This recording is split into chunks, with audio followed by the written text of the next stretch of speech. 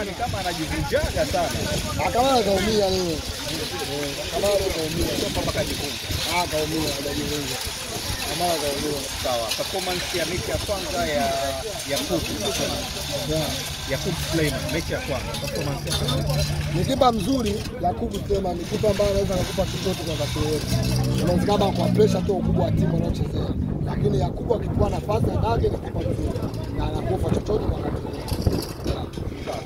Kwa namna ambavyo mmecheza leo, kwa namna ambavyo ligi ya mabingwa imeanza, kwa timu ambazo umeziangalia, unaiona ndoto yenu ya kuchukua ubingwa ikifanikiwa?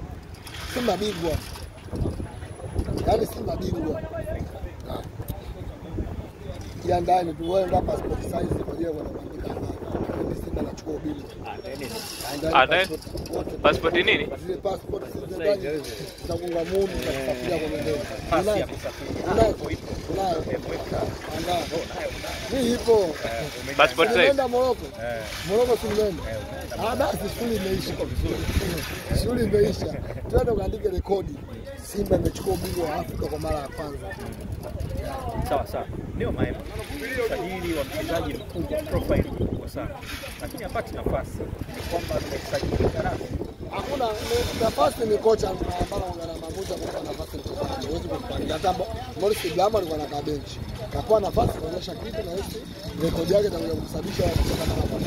Hata na yeye kuna siku atakuwa nafasi atacheza, tutaona kiwango chake. Sawa.